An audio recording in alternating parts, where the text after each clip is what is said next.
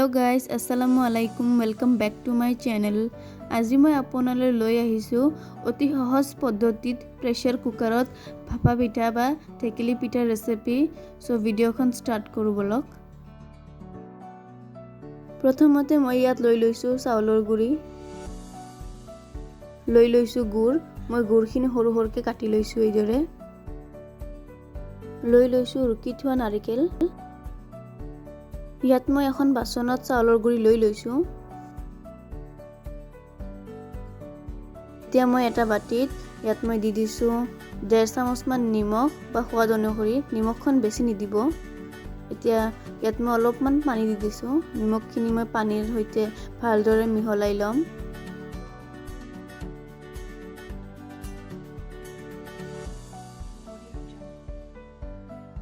এতিয়া মই চাউলৰ গুড়িত নিমখ পানীখিনি দি দিছো।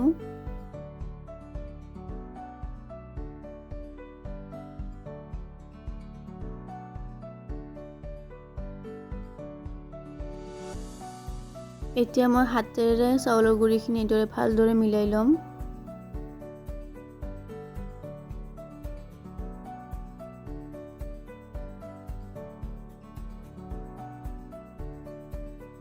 চাওক চাউলৰ গুড়িখিনি এদৰে মুঠি হ'ব লাগিব। তাৰপিছত মই এদৰে ভাঙি দিছো। এনেকুৱা কনসিস্টেন্সি হ'লে মোৰ গুড়িখিনি হৈ গৈছে। এতিয়া মই আকৌ এখন বাসন লৈছো। তাৰপিছত এইদৰে এখন চালনী লৈছো, ডাঙৰ ফুটা থকা চালনী।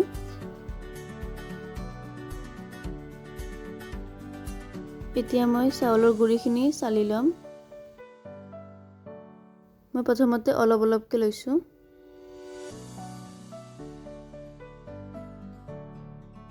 এইদৰে হাতেৰে মই গুড়িখিনি চালি লৈছো। চাওক মই যিটো পদ্ধতি দেখুৱাইছো আপোনালোকক, এইটো পদ্ধতিত যদি আপুনি পিঠা বনায় আপোনাৰ একেবাৰে কম সময় লাগিব।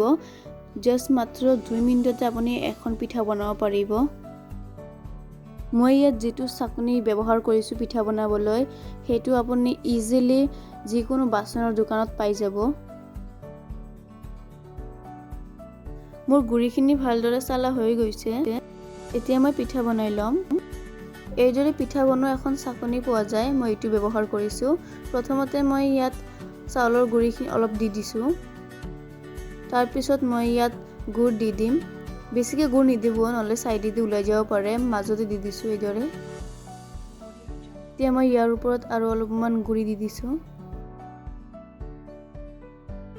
এতিয়া মই ইয়াৰ ওপৰত ৰুকি থোৱা অলপমান নাৰিকেল দি দিছো।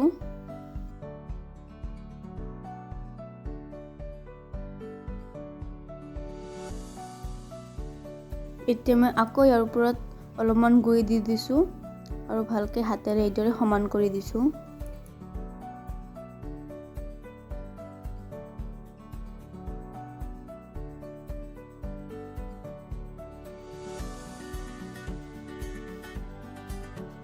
এতিয়া মই ইয়াত গেছত এখন কুকাৰ বহাই দিছো। ইয়াত মই গৰম পানী দি দিছো। আপুনি নৰ্মেল পানী দি কিনে পানীখিনি উতলাই ল'লে হ'ল।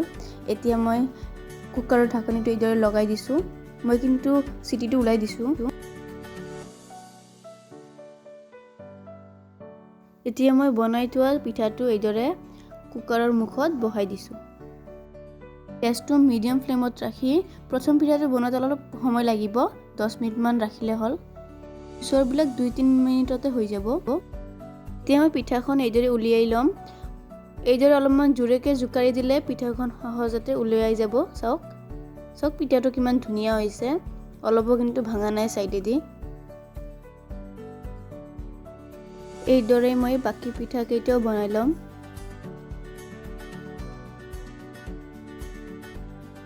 সো ফ্ৰেন্ডছ চাওক মোৰ গোটেইকেইটা ভাপা পিঠা বা টেকেলি পিঠা যিয়ে হয় হৈ গৈছে। মই আপোনাক এটা এইদৰে ভাঙি দেখুৱাইছো। চাওক ভিতৰৰ পৰা কেনেকুৱা হৈছে। চাওক পিঠাটো ভিতৰৰ পৰাও কিমান ধুনীয়া হৈছে। সো ফ্ৰেন্ডছ ভিডিওখন ভাল লাগিলে এখন লাইক কৰিব আৰু মোৰ চেনেলটোক সাবস্ক্ৰাইব কৰিবলৈ নাপাহৰিব। আজিৰ কাৰণে বিদায় লৈছো। Bye bye.